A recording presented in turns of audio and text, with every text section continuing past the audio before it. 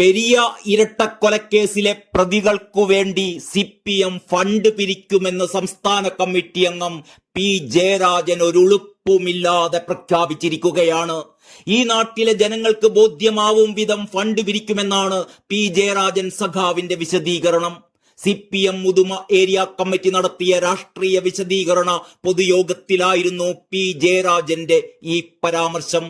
Fund പിരിക്കുന്ന കാര്യത്തിൽ ഒരു സംശയവും ആർക്കും വേണ്ടെന്ന് അദ്ദേഹം ഊന്നി പറഞ്ഞു. കൂടാതെ ഈ വിഷയത്തിൽ മാധ്യമങ്ങളെയും പി ജയരാജൻ വിമർശിച്ചു. മാർക്സിസത്തെ ഇല്ലാതാക്കാൻ വലതുപക്ഷ മാധ്യമങ്ങൾ ശ്രമിക്കുകയാണ്, വ്യാജ പ്രചാരണം അഴിച്ചുവിടുകയാണ്. CPM പ്രവർത്തകർ കൊല്ലപ്പെടുന്നത് മാധ്യമങ്ങൾ ഓർക്കുന്നില്ല, അദ്ദേഹം കൂട്ടിച്ചേർത്തു. കൊലയാളികളെ രക്ഷിക്കാൻ സ്പെഷ്യൽ ഫണ്ട് എന്ന പേരിൽ 2 കോടി രൂപ സമാഹരിക്കലാണ് പാർട്ടി ലക്ഷ്യം. ജില്ലയിലെ പാർട്ടി അംഗങ്ങളിൽ നിന്ന് 500 രൂപ മുതൽ പിരിക്കാനാണ് നിർദ്ദേശം.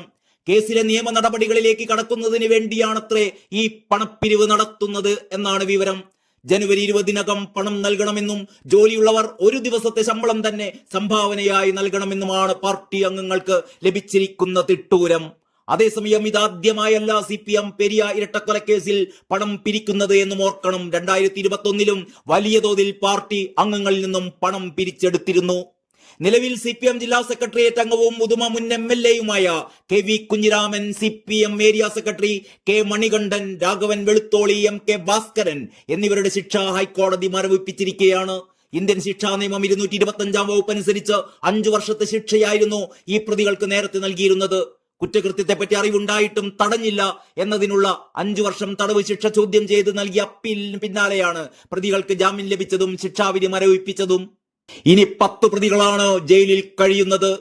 2019 ഫെബ്രുവരി 17-നായിരുന്നു കേരളത്തെ നടുക്കിയ ഇരട്ടക്കൊലപാതകം കാസർഗോഡ് പെരിയയിൽ നടന്നത്. രാത്രി 7:30 മണിയോടെ ബൈക്കിൽ സഞ്ചരിക്കുകയായിരുന്ന യൂത്ത് കോൺഗ്രസ് പ്രവർത്തകരായിരുന്ന ശരത് ലാലിനെയും കൃപേഷിനെയും കല്യോട്ട് കൂരാങ്കര റോഡിൽ തടഞ്ഞു നിർത്തി പ്രതികൾ അതിക്രൂരമായി ആക്രമിക്കുകയായിരുന്നു.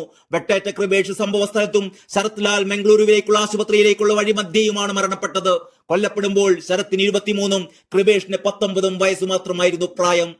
നേരത്തെ CPM കൊലയാളികളെ രക്ഷിക്കാൻ CBI അന്വേഷണത്തെ സർക്കാർ എതിർത്തിരുന്നു.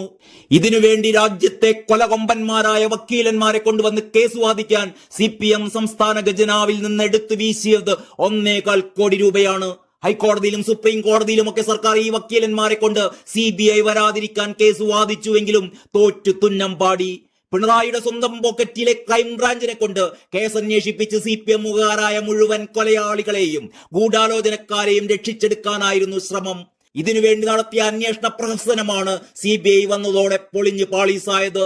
അങ്ങനെ നാണവും മാനവും കെട്ട് കൊലയാളി പാർട്ടി എന്ന ചാപ്പയടിയും ഏറ്റുവാങ്ങിയ CPM ഇപ്പോഴിതാ ഒരു ഉളുപ്പും ചെളിപ്പുമില്ലാതെ കൊലയാളികളെ രക്ഷിക്കാൻ പാട്ടപ്പിരിവിനിറങ്ങുന്നു.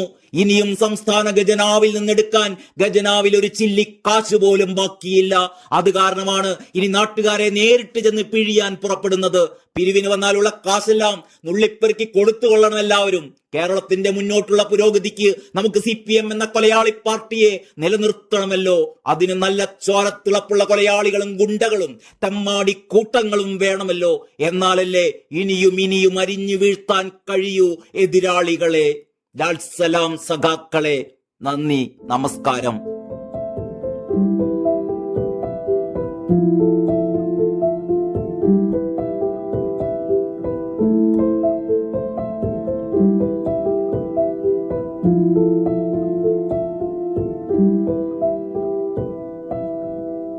Thank you.